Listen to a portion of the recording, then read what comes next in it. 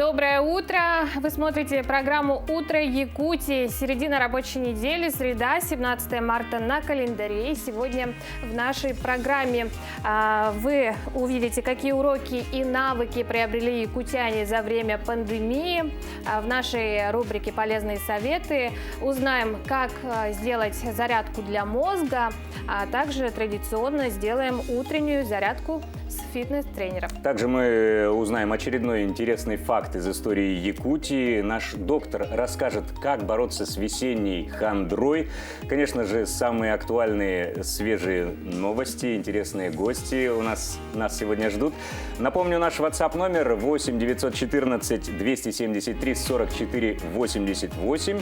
На него присылайте какие-то свои интересные сообщения, поздравления, может быть, родным, приветы. А я также напомню инстаграм-страничку «Утро Якутии». Подписывайтесь, ставьте лайки, узнавайте оттуда тоже много интересного. Будьте с нами. Ну а далее знакомимся с погодой. Сегодня в центральных районах в 6 часов утра температура воздуха составила 21-27 градусов мороза. В заречной группе 17, местами 31, в южных минус 17-24 градуса, в Вилюйской группе 14-15, в Нижнеленских 16-20 градусов мороза, в западных 10-16, в Колымо-Эдигирской группе 17-36, в Янских 22, местами 34, на западе, на северо-западе 29-41 градус мороза. В 6 часов утра температура воздуха в Якутске составила 24 градуса со знаком минус. Атмосферное давление 757 миллиметров ртутного столба. Ветер северо-западный 1 метр в секунду. Сегодня днем слабый снег ожидается. Ветер юго-западный 3,8 метров в секунду. Температура воздуха днем составит 6-8 градусов мороза. Весна все ближе, 6-8 градусов уже. Теплеет с каждым днем. Оглашен список всех номинантов на премию «Оскар». И с нами в студии наш новостной обозреватель Сергей Михедов. Сергей, доброе утро. Какие картины претендуют на звание лучшего фильма в этом году? Утро доброе, коллеги. За «Оскар» в номинации «Лучший фильм» поборются картины «Отец», «Манк», «Минарий», «Земля кочевников», «Девушка, подающая надежды», «Звук металла», «Иуда и черный мессия» и «Суд над Чикагской семеркой». Церемония вручения пройдет 25 апреля в Лос-Анджелесе, сообщает Американская академия киноискусств. Якутия, доброе утро. Вашему вниманию блок новостей.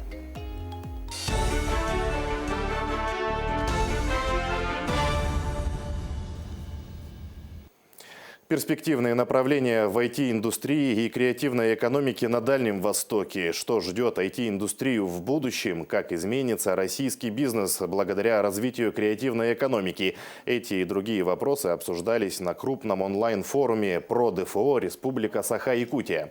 Участники делились опытом и говорили об актуальных проблемах по нескольким направлениям. Это создание фильма про Дальний Восток, бизнес-климат ДФО, повышение качества жизни, вакцинация, правда и мифы, развитие территории опережающего развития и другие.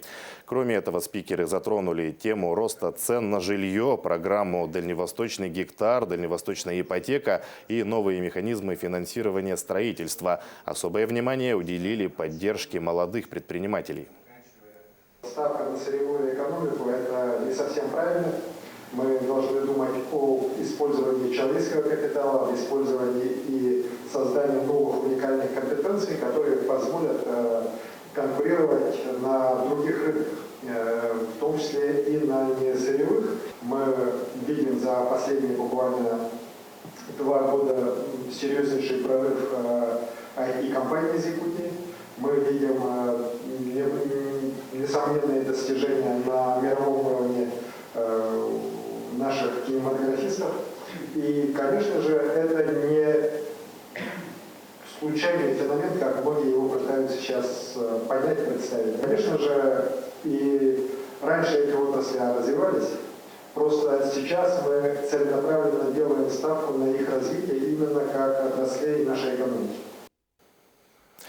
Обратиться за детской выплатой в 5000 рублей можно до конца марта, сообщили в Пенсионном фонде. В ведомстве напомнили, что она полагается семьям, которые воспитывают детей до 8 лет и предоставляется единовременно, начиная с декабря прошлого года по указу президента.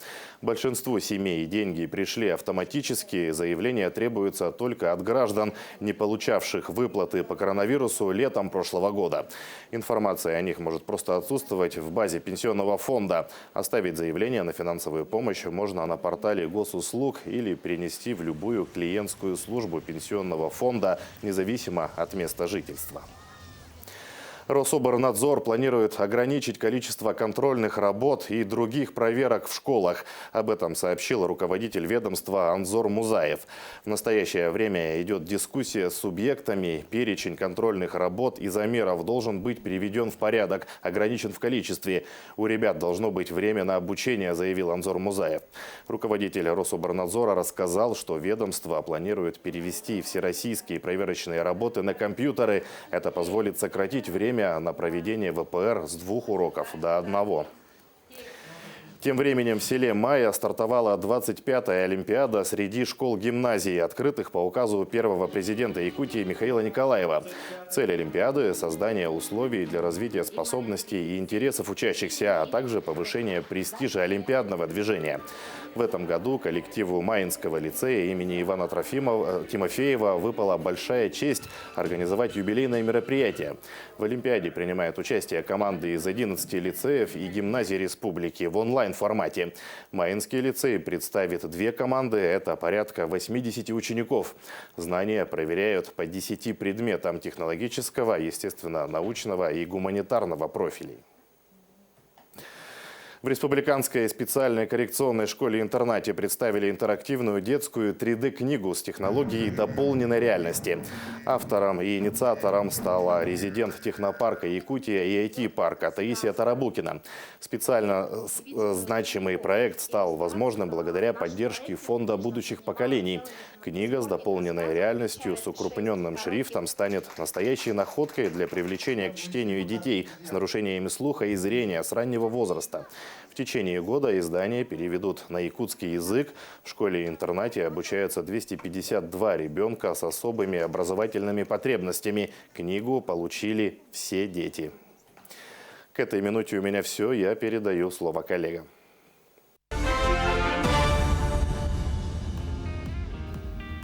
Спасибо, Сергей. Мы продолжаем.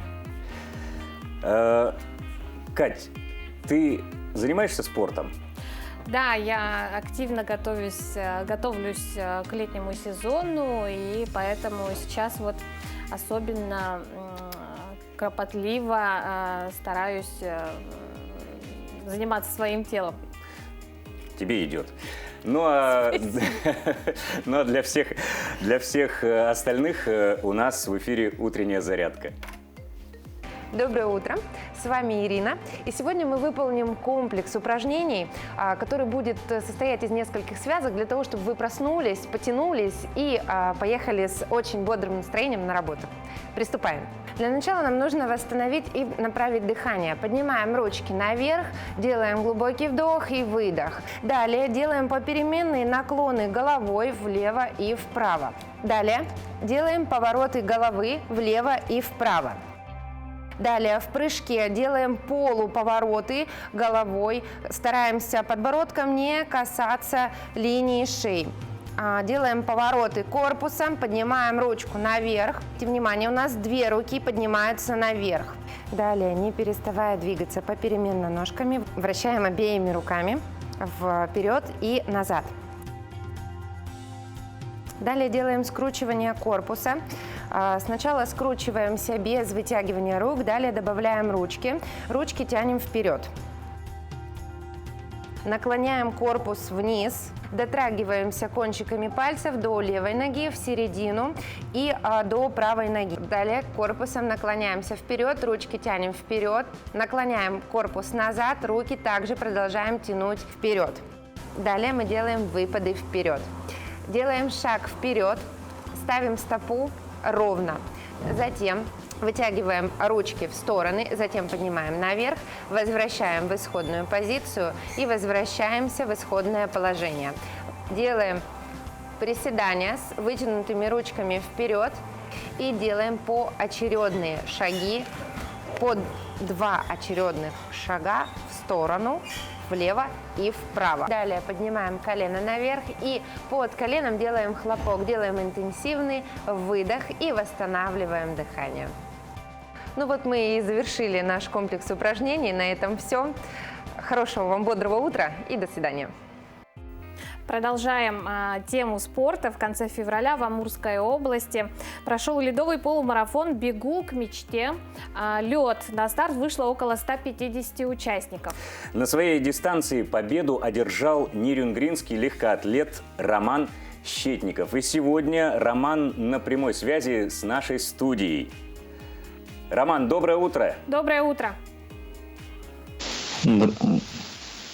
Роман, вы нас слышите? Здравствуйте. Здравствуйте. Здравствуйте. Что-то вас не слышно. Не слышно, но мы вас хорошо слышим. И видим. И видим, и слышим. Роман, как связь? Роман, Не слышу.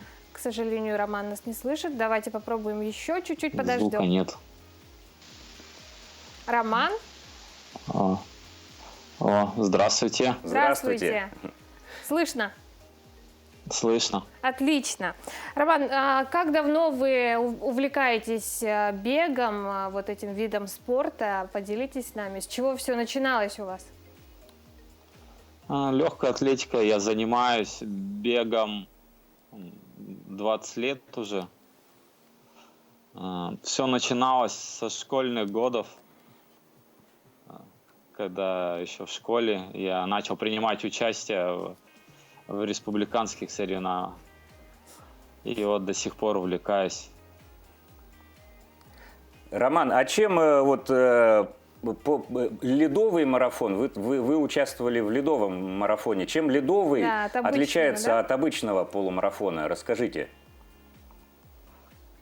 Да, в принципе, ничем. Просто то, что зимой он, и по льду надо бежать, и специальную экипировку надо, специальную обувь с шипами, чтоб не проскальзывало.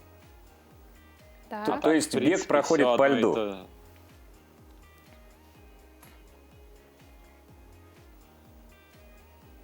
Роман, а вы раньше бежали ледовый именно полумарафон?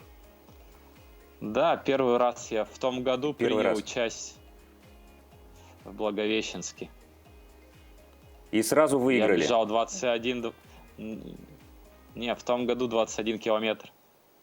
Второе место занял. А в этом году первое, понятно. Роман, Да, в этом расскажите, году подготовился. как проходят ваши тренировки, интересно узнать. Как вы готовитесь к марафонам? Готовлюсь я как и на улице, так и на стадионе. Бегаю каждый день. Тренировки разные. Как кроссы, так и ускорения. И в тренажерном зале силовые упражнения. Мгм. А на морозе вот бегать как-то не так. тяжело? На морозе, да, чуть-чуть потяжелее. Кислорода не хватает, Мгм. и поэтому тяжелее. А какая вот самая низкая температура, при которой возможно бегать? Да, люди в разные температуры бегают. Я в минус 40 бегал. В минус 40, ничего себе. Мгм. А только зимой, да? А летом как? А летом Тоже на бегаете? улице бегаю, по лесу, по шоссе. А что сложнее, бегать зимой в минус 40 или летом в плюс 35? Тоже в плюс 40. Или в плюс 40? Ну, тяжело и летом, и зимой. Зимой и летом. Ну, А вот в Якутске бег набирает как-то обороты, становится много поклонников этого вида спорта, много бегунов по улицам с утра бегает, видно. А в Нерюнгри с этим как дела обстоят? В Нерюнгри не такой интерес. В Якутске больше любителей. А единомышленники у вас есть или вы всегда один? Я всегда один, единомышленников вообще мало. А какие планы у вас ближайшие? Ближайший, ну вот хочу на Кубок Водоканала поехать в Якутск. 27 марта будет.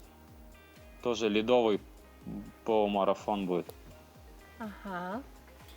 Роман, а если поговорить конкретно вот об экипировке, да, вы сказали, это обувь с шипами, что-то еще может быть конкретное, связанное со льдом, морозом? Да, ветрозащитный костюм и кроссовки, и все, что надо. И главное, желание. А вы всегда бегаете только полумарафон или, может, планируете полный марафон пробежать? Я бегал марафон Бегали. в Москве 20 сентября. Московский марафон. Как успехи? Ну, чуть-чуть не очень получилось. А так, Ну Что ж, понравилось. Роман, спасибо вам за подключение. Желаем вам, конечно, удачи. Ждем вас в Якутске ваших 27 планах. марта. Надеюсь, все у вас получится. Да, и больше вам единомышленников. Спасибо большое, было очень приятно пообщаться. Спасибо, хорошего вам дня. До свидания. Напомним, что сегодня 17 марта, а в 1861 году в этот день был опубликован один из важнейших документов в истории. Какой документ? Манифест об отмене крепостного права. Поздравляю тебя с этим, Катерина. И тебя поздравляю, Степа. Ну а Мы других... стали свободными людьми. Да, действительно. Да. О других датах и событиях из истории В этот день узнаем в следующей рубрике. 17 марта – День Святого Патрика, покровителя Ирландии. Праздник отмечают во многих странах мира парадами и шествиями. В честь Патрика люди наряжаются в зеленые, в петлицу вдевают клевер – символ Ирландии и удачи. По народному календарю, если грачи прилетели, то через месяц сойдет снег. Многие приметы касаются, конечно, более теплых регионов, но вот универсальное. Сны с 16 на 17 марта исполнится через 12 дней. 17 марта 1816 года пароход «Элиза» стал первым пароходом, пересекшим Ла-Манш. В 1861 году, 17 марта, обнародован манифест Александра II об отмене крепостного права. Ровно в этот же день завершилось объединение Италии в единое государство. Южные и северные земли стали единым королевством. 17 марта 1941 года в Вашингтоне открылась Национальная художественная галерея. Сейчас она входит в число самых богатых и самых молодых в мире художественных музеев.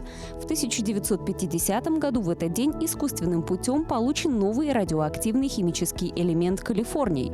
17 марта 1856 года родился Михаил Врубель, русский художник.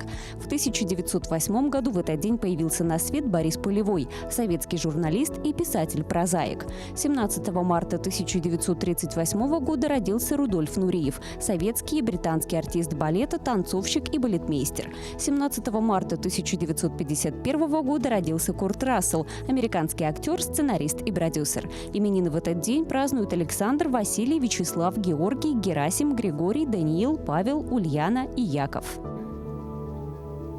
А еще сегодня, 17 марта, какая дата, Степа? Уже год, оказывается, с тех пор прошел, как объявили... Да, в Якутии глава Якутии подписал указ о введении на территории региона режима повышенной готовности, который вот до сих пор действует ровно год. Да, вот для тебя этот год каким был? Ну, скажем так, мягко, бывало и получше. Я бы не хотел еще... Ну, в плане работы, наверное, да? Да, в плане может быть, работы. чему-то новому ты научился, что-то открыл для себя? Да, я открыл какие-то... Интернет больше для меня стал значить, какие-то там службы доставки, еще чего-то, социальные сети, образование в интернете я начал какое-то получать для себя, и я стал больше читать. Это, я считаю, хорошо. Ну а для меня, наверное, таким ценным стало то, что я могу больше времени проводить со своими близкими, со своей семьей, со своей мамой. Это бесценно. Чему нас научил этот год, какие новые навыки мы приобрели, а от чего отказались, об этом в сюжете Туяры Филипповой. Что изменилось в вашей жизни за время пандемии? Ой, ну мы сидели дома. То есть ничего не поменялось? Ну, стали, наверное, осторожнее в обращении, наверное, в бытовом отношении, да? Ну и дети, наверное, стали тоже вот мыть руки, все такое, вот так вот. Пришлось все пересматривать очень сильно на финансовую сторону. Конечно, больше времени для себя нашлось, для чтения, для живого общения с родными, но в работе это очень сильно сказалось. Ну, застой был. И до сих пор как бы это длится. Вот. Ну, задумываешься о том, что нужно все переходить на онлайн. Ничего, дома сидела в изоляции. Что, пенсия как была, так и есть. Не прибавили, не убавили. Стала более, более уверенно пользоваться техникой и использовать в своей работе то, на что я раньше не обращала внимания, и я полагала, что в техническом отношении я человек слабый.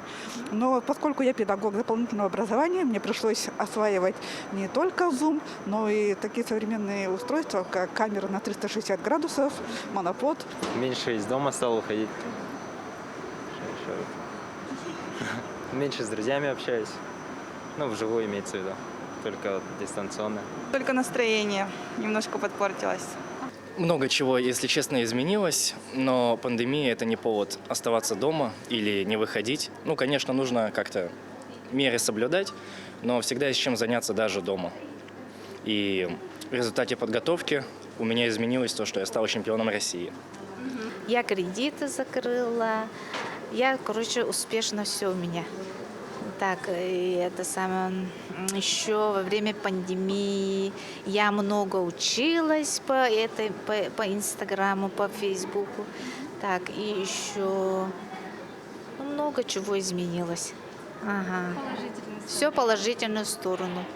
Пульмонолог Татьяна Барашкова, как и все ее коллеги-медики, за прошедший пандемийный год приобрела бесценный профессиональный опыт. Если год назад приходилось искать информацию о новом вирусе в интернете, обсуждать тактику лечения с коллегами, то сейчас это они знают и применяют на собственном опыте. Но за этот год, конечно, мы научились многому. Мы очень много людей вытащили. То есть летальность по республике Саха, Якутия, да, она была даже ниже, чем во всей России. Мы стали не только ценить профессию врача, но и бережнее относиться к своему здоровью. Гигиена рабочих мест стала нормой жизни. Чаще моем руки, носим маски. Большинство из нас научилось работать удаленно. Пандемия ускорила цифровую трансформацию во всех сферах. Дистанционное обучение, которое, кстати, не всем пришлось по душе, особенно родителям школьников, имело и положительные стороны. Что студенты ждут? Они ждут то, что им вот так разжуют информацию, там, расскажут, а когда вот в дистанционном формате, там уже студент сам ищет себе информацию и думает, как ее реализовать, и переосмысливает сам. Сильно ударила пандемия за это время и по сфере бизнеса. Многим предпринимателям пришлось свернуть свою деятельность, другим же искать выходы и приспосабливаться к новым реалиям. И, конечно, моя жизнь сильно изменилась, потому что пандемия ускорила вот эти изменения в обществе, когда люди стали все заказывать, все на доставку. То есть очень сильно. И сейчас карантин сняли, но люди по-прежнему заказывают, потому что поняли, что заказывать продукты это гораздо удобнее, выгоднее и проще, чем ходить самому с тяжелыми сумками по магазинам. Пандемийный год стал не только годом ограничений, но и переоценки ценностей. Вот такие испытания, они приводят к тому, что человеческая личность развивается. И с этой точки зрения то, что с нами происходит, это хорошо, потому что я знаю, что очень многие люди переосмыслили вообще свою жизнь, свои ценности, отказались от лишнего, наконец-то остановились от этой суеты бесконечной, да, и увидели, что вообще в жизни стоит того, да, чтобы это хранить, сохранять, оберегать, а что, собственно, является пустым, и можно от этого отказаться. Удивительно, но факт. Пандемия научила нас в мелочах видеть главное – человечность, неравнодушие и заботу. Мы стали сильнее и терпеливее, и хочется надеяться надолго. Туяра Филиппова, Катерина Винокурова, Александр Хавренко, Якутск. Да, ну вот видишь, как говорит психолог, ко всему нужно, если отнестись оптимистично, то все будет хорошо, любая ситуация. Да, конечно, вот как снег на голову свалилась вот эта пандемия, этот вирус. Тем не менее, сейчас вот можно более-менее выдохнуть и жить. Ограничения снова, снимаются да, потихонечку. Вот жизнь начинаешь ценить вот после таких, да, как раз-таки критических ситуаций. Но все равно мы призываем вас не забывать носить маски и какие-то средства дезинфекции у себя в кармане для дезинфекции рук, потому что не все еще до конца. Мы хотим напомнить, что WhatsApp номер наш работает, абонент МТС 273-4488. Вот, пара сообщений пришло. Поздравляю свою дочурку Светочку с днем рождения. От души желаю счастья во всем. Будь счастливой и любимой. Папа Николай. Передаем привет семье Саттаровых с пожеланиями доброго утра. Владимир и Татьяна Александровы из села Намцы передают такой привет. Наш номер, еще раз напомню, 8 914 273 44 88. Присылайте свои приветы для своих любимых и близких. Присоединяйтесь к нам. Ну а далее у нас небольшой перерыв, после чего мы продолжим.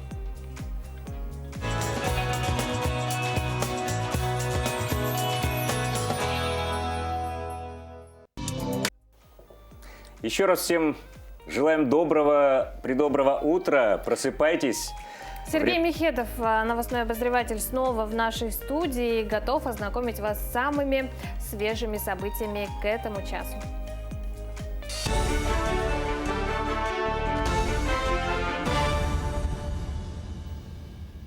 Якутия, доброе утро. В Ростуризме назвали ожидаемые сроки возобновления международных туристических поездок. Это вторая половина текущего года.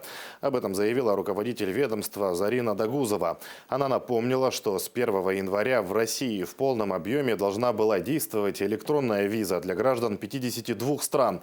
Но работать этот механизм начнет после того, как будут взаимно открыты границы со странами, которые вошли в перечень. При этом, заметила Дагузова, полностью восстановить оборот российской туристической отрасли без иностранного турпотока будет тяжело. Особенно сложно придется таким столичным центрам, как Москва и Санкт-Петербург, для которых очень значим поток иностранных туристов. Одним из главных атрибутов для защиты от коронавируса является медицинская маска. Резиденты технопарка Якутия, компания «Стандарт-14» запустила их собственное производство в ноябре прошлого года. Работают по сертификации. Без этого документа шить медицинские маски нельзя. Теперь цех – это 4 станка. 2 из них автоматические и 2 ручные. Автоматическая линия за минуту производит 100 масок. За смену получается от 20 до 25 тысяч штук. У нас есть лицензия, регистрационное удостоверение от Росздравнадзора Российской Федерации, есть сертификат соответствия, получается, мы все это прошли и получили. 4 станка, есть полуавтоматический производитель маски тела, и есть станок, производящий припайщик ушных петель, и есть ручной, и автоматический полностью. Правительство изменит формулу расчета цен на бензин с 1 мая. Об этом сообщает пресс-служба Кабмина. Корректировка механизма потребовалась из-за изменения макроэкономических условий и роста нефтяных цен. В настоящее время Минфин России готовит соответствующий проект закона. За 3 последних месяца стоимость бензина на бирже выросла более чем на 20%, а с начала года почти на 12,5%. Разница в стоимости тонны бензина АИ-92 в России и ее экспортной цены с декабря увеличилась в 6 раз. В столичном музее имени Ярославского состоялось мероприятие, посвященное творческой работе семьи Федотовых из Момского района.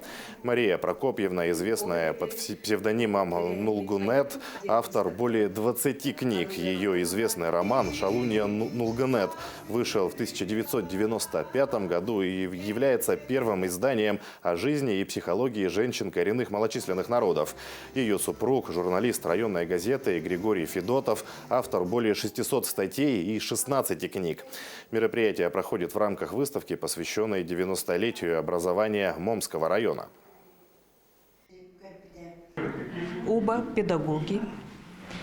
Оба выпустили очень много книг, не только детских, но и многочисленные книги, посвященные и детям, и взрослому населению. Григорий Михайлович является у нас очень известнейшим фольклористом. Выпустил тоже посвященные книги фольклору Момского района про Даниила Михайловича Слепцова. Как раз в прошлом году Даниила Михайловича Слепцова исполнилось 150 лет. Поклонники творчества Алины Загитовой готовятся к встрече со своим кумиром. Накануне группа фанатов устроила флешмоб на одном из катков Якутска. Напомним, олимпийская чемпионка по фигурному катанию станет специальным гостем на фестивале «Мусустар», который состоится в столице республики 26 и 27 марта. В рамках своего визита фигуристка выступит на арене Дворца спорта Элейботур, а также проведет мастер-класс для юных спортсменов. Алина, мы ждем тебя! Мусустар, Мусустар, Устар, Устар, Устар! Собирали людей в мессенджерах, в WhatsApp, в Инстаграме. Очень охотно все согласились и очень ждут Алину Загитову. Хотят ее встретить в аэропорту. Готовят классные подарки и плакаты. К этому часу это все новости. Увидимся чуть позже.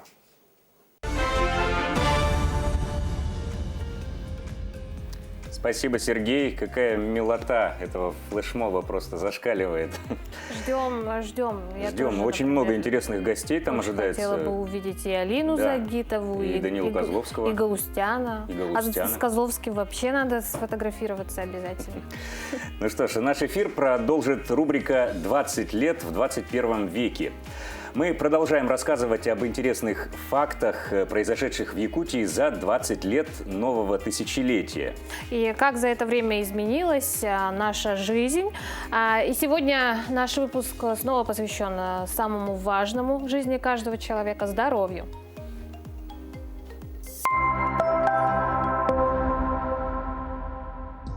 Полтора миллиона раз якутяне воспользовались электронной регистратурой для записи к врачу в 2020 году. Электронная регистратура – это возможность быстро и удобно записаться на прием через интернет или по телефону. Такой сервис внедряется в медицинских учреждениях Якутии с 2011 года.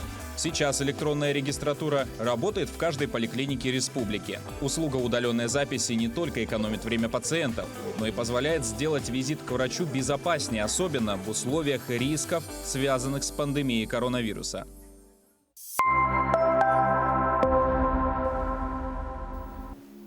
Да, 20 лет назад сложно было представить, как к районному врачу можно записаться через интернет. Да, мне кажется, даже 10 лет назад, даже в Якутске сложно было какую-то электронную очередь в поликлинике представить. Да, но надеемся, что в ближайшие годы цифровое развитие будет продолжаться, и мы увидим какие-то новые интересные технологии на благо людей. Несомненно. А в одном из детских садов города Нерюнгри прошли выборы мэра. Как отмечают наблюдатели, выборы прошли при стопроцентной явке и без нарушений. Воспитатели предложили детям ролевую игру, которая так и называется «Выборы мэра», а дети примерили на себя образы кандидатов, наблюдателей и членов избирательной комиссии. Да, в Якутске тоже сейчас такая же ролевая игра идет. Подробнее об этом в нашем следующем сюжете. В сюжетной ролевой игре «Выборы мэра» дети примерили на себя ряд профессий. Наблюдателей на выборах, агитаторов, членов предвыборных штабов, кандидатов в мэры города Мастеров. Голосование прошло на всех избирательных участках, группах детского сада. Явка на выборах была стопроцентной. В голосовании приняли участие 60 жителей города Мастеров. По итогам подсчета голосов ребятам представили нового мэра города Мастеров. Им стал Артем Кравченко. Избранный мэр до конца года будет представлять интересы ребят. Мой девиз «Здоровые дети, крепкая семья, а значит сильная Россия».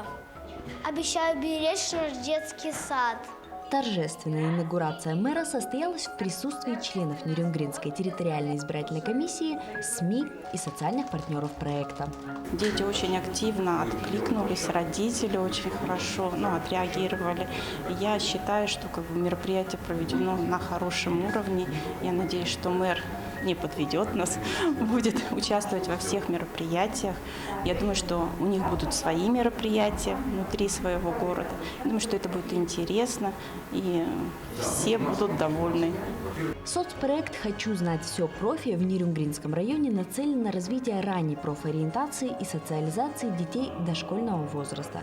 В настоящий момент группа компаний «Китбург» и Общенациональный союз НКО помогают авторам проекта в подготовке к участию в конкурсе президентских грантов. Будем надеяться, что мы в этом году сможем выиграть грант, для того, чтобы можно было уже эту территорию развить от уровня методического центра до уровня такой комплексной площадки, где можно было проводить большие мероприятия с большим количеством детей после снятия всех наших ограничений по пандемии, для того, чтобы у нас могли и наши дети, и дети, которые у нас уже обучаются в школе, приходить и обучаться навыкам различных профессий. Сегодня в детском саду «Энергетик» идет формирование команды мэра, заместителей по экономике и финансам, по социальным и общим вопросам, полиции, ЖКХ, банковской, торговой и других сфер услуг. Действующая администрация пройдет обучение в школе молодого специалиста, еще одном новом сюжетно-ролевом кейсе соцпроекта и даст старт жизни в веселом и занимательном городе Мастеров. Екатерина Павлова, Вадим Барашков, Нерюнгри. Доброе утро. В прошедшие выходные в Москве завершился чемпионат Российского танцевального союза, куда в качестве судьи был приглашен известный в Якутии хореограф. Да, руководитель танцевального ансамбля «Мозаика» Михаил Сивцев. И сегодня Михаил Захарович наш гость. Михаил Захарович, доброе утро. Доброе утро. Расскажите, как вы получили приглашение на данный чемпионат и о своих ощущениях? С чем вы? По Российскому танцевальному союзу, каждый регион должен номинировать своих судей.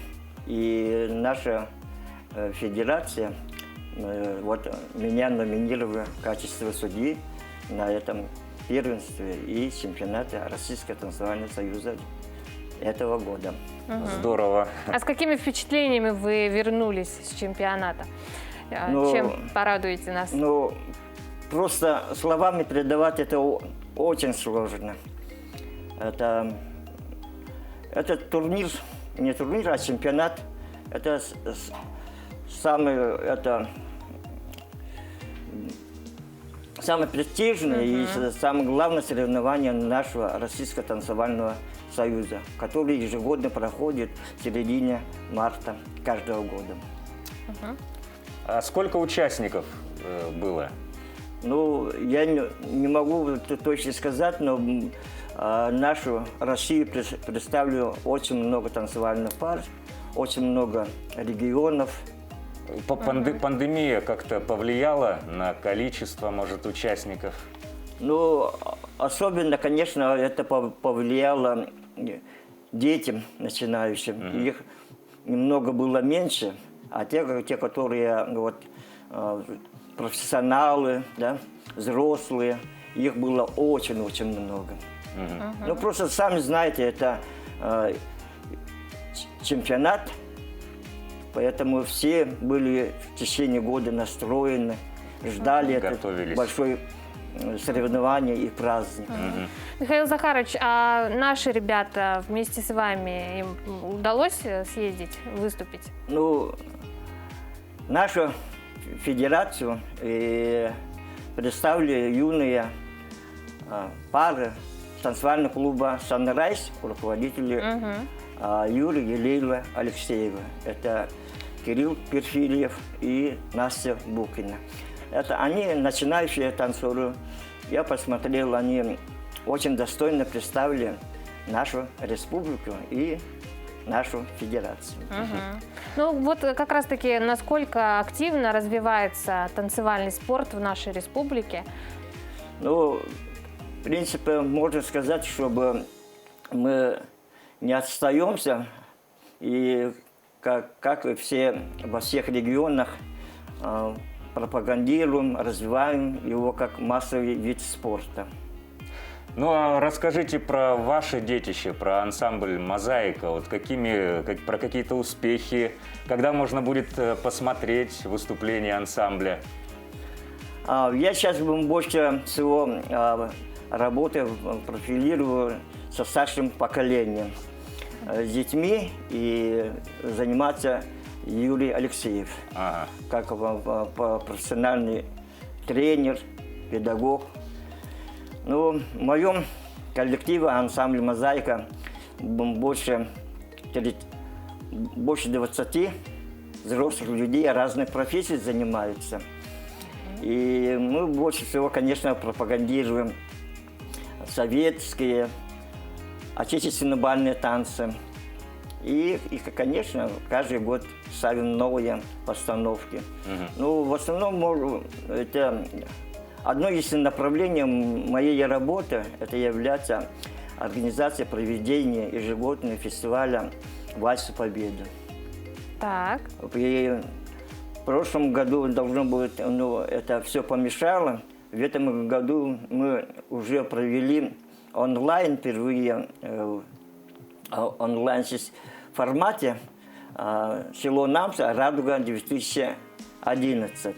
Сейчас уже идет весенние ритмы 2021 в городе Покровске. Поэтому вот сейчас мы не отстаем от жизни. Все желающих себя показать, выступать в разном возрасте очень много.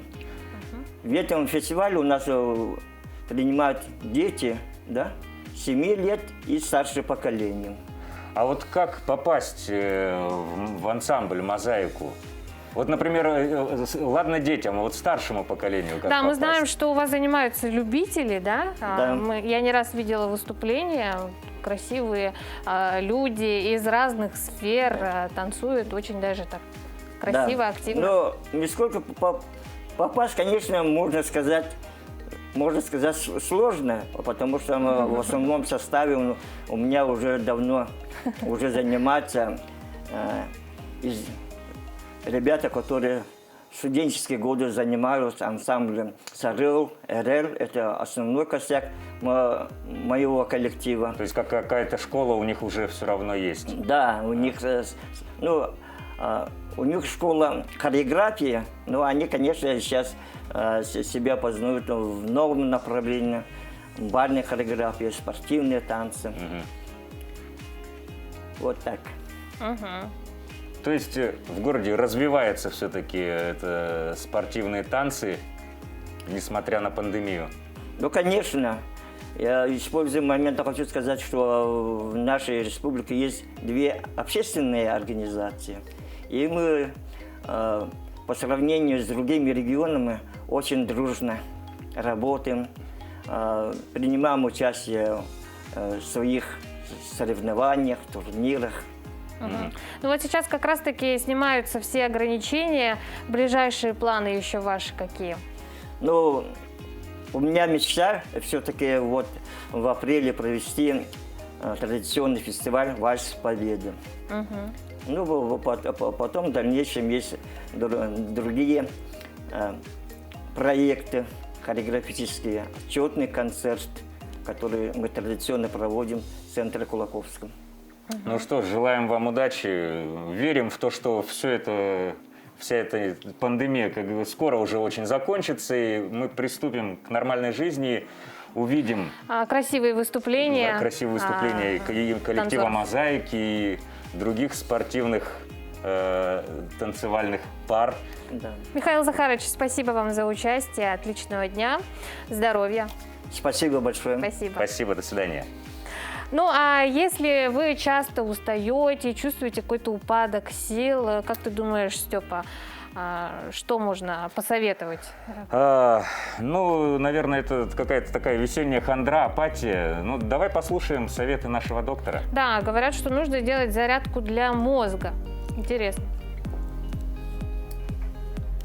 На каждом пальце находится более 3000 рецепторов, которые напрямую соединяются с мозгом. Если человек не привлекает свой мозг к работе, существующие связи слабеют. Мозг получает меньше кислорода, соответственно, начинает хуже работать. Есть специальные упражнения для активизации работы мозга и улучшения памяти. Такую тренировку нужно делать каждый день, и занимает она 2-3 минуты. Согните руки в локтях и поднимите на уровень глаз. Глубоко вдохните через нос, затем выдохните через рот и немного опустите правую руку. При этом пальцы левой руки должны накрывать сверху пальцы правой. Вернитесь в исходное положение и повторите то же самое с левой рукой. Согните руки в локтях и поднимите ладони до уровня рта, так, чтобы они смотрели на вас, а мизинцы обеих рук соприкасались с мизинцами. Сделайте глубокий вдох, задержите дыхание и максимально сгибайте пальцы один за другим. После того, как вы согнули все пальцы, на выдохе выпрямите пальцы один за другим. Упражнение номер 3. Сначала плотно сожмите кончики большого и указательного пальцев правой руки. Указательный палец должен быть согнут дугой. Повторите то же движение большим и средним пальцами, затем безымянным и мизинцем.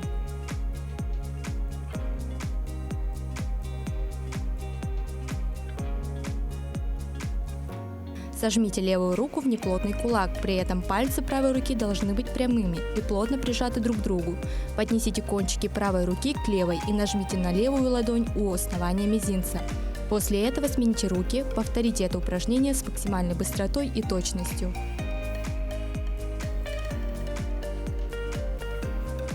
Такую тренировку нужно делать каждый день, тогда ваш организм омолодится, а работа мозга станет более эффективней. Ты знаешь, нас в институте учили подобным тоже упражнениям для активизации работы мозга. Ну, смысл сводился к тому, что, например, две конечности, две руки работают в разных ритмах, то есть делают какие-то одни и те же движения, но в разных ритмах. Одна рука, например, левая рука делает в 2 раза медленнее, чем то же движение делает правая рука. Это сложно, кстати. Да, это очень сложно, и это заставляет как-то сразу работать оба полушария. Но некоторые мои коллеги говорили, что после таких упражнений у них, наоборот, как-то шарики за ролики заходили, и мыслить было сложнее. Вот, но в человеке все должно быть прекрасно, да, и мозг должен быть на месте, должен работать, ну и внешне, конечно, мы должны быть красивыми. Я считаю, так как крымчанин Егор Бригида уже несколько лет стоит на страже ухоженности московских мужских бород и причесок. Молодой человек соорудил в почтовом фургоне брутальный барбершоп и теперь колесит по столице, обслуживая клиентов. По словам Егора, он является мастером-барбером с 2008-го, а в 2015-м он переехал в столицу из Крыма. Тогда молодой человек решил создать свой клуб, где мог бы оказывать парикмахерские услуги и при этом перемещаться по городу.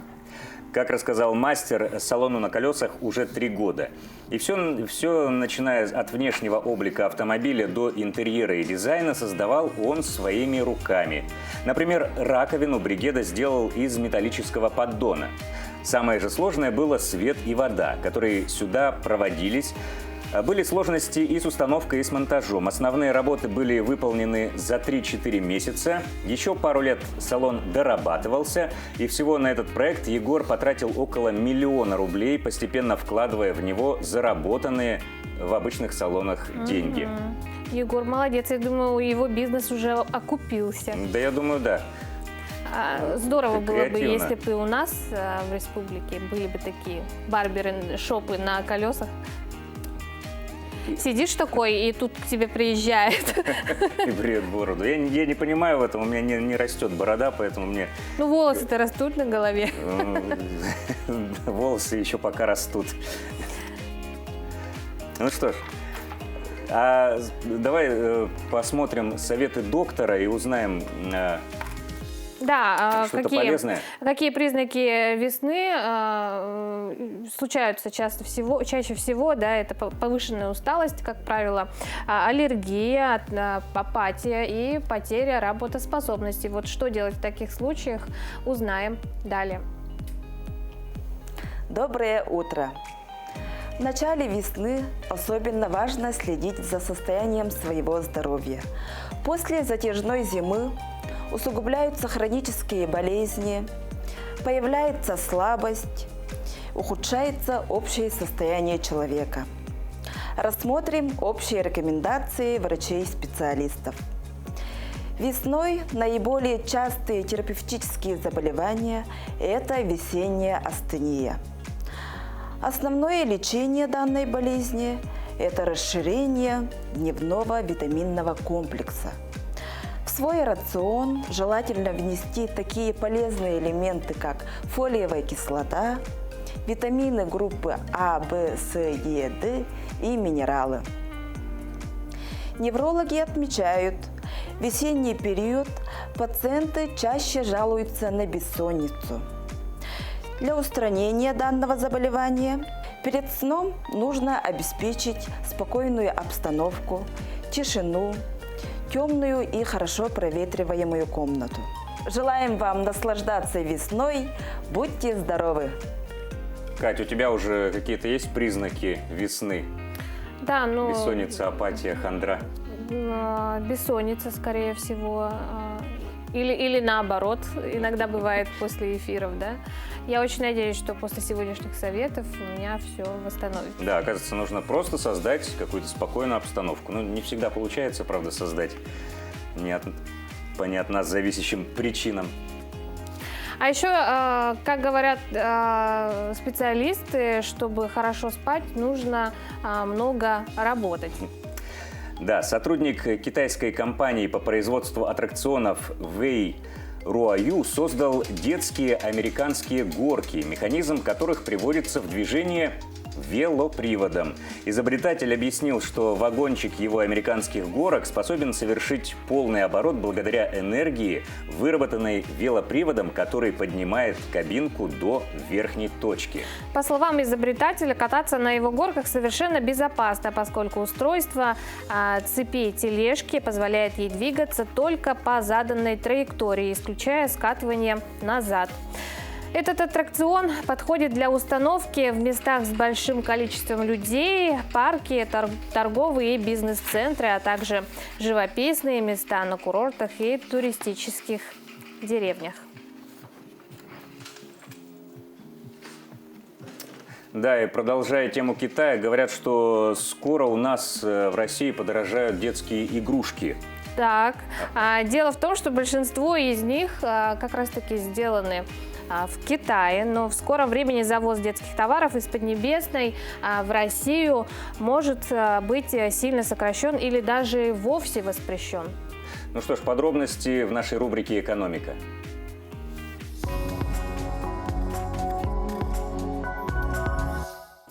Дешевые китайские игрушки могут исчезнуть из продажи в России.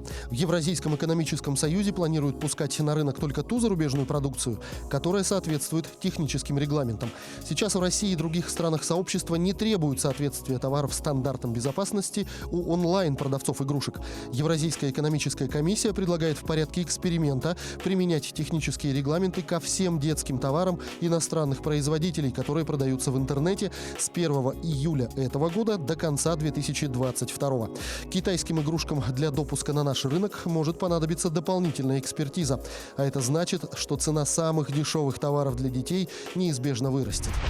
Льготная ставка по ипотеке должна устанавливаться в зависимости от среднедушевого дохода по региону, считает председатель Госдумы Вячеслав Володин.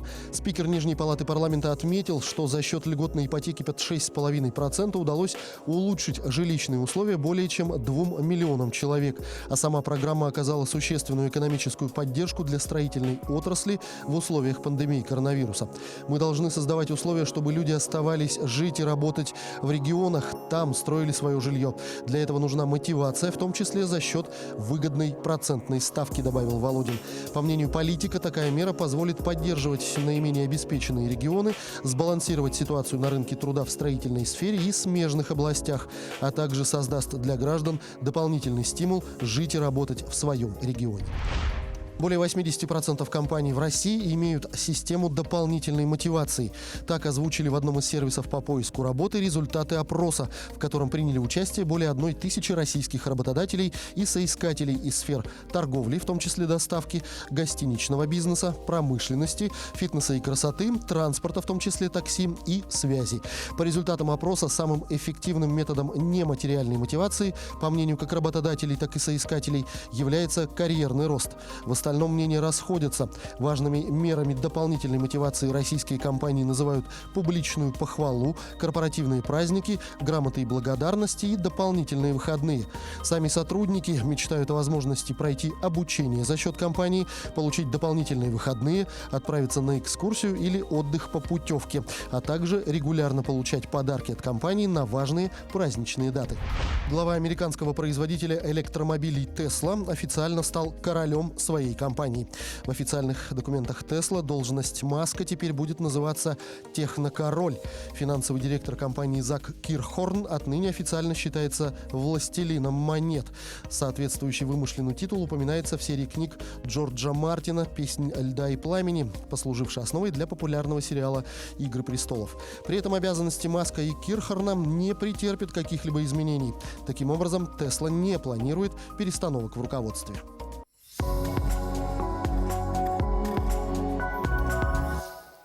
Что ж, а на этом мы завершаем нашу утреннюю смену. Увидимся завтра в 7 часов утра. Всего вам доброго. На дворе весна, тает цена. Квартира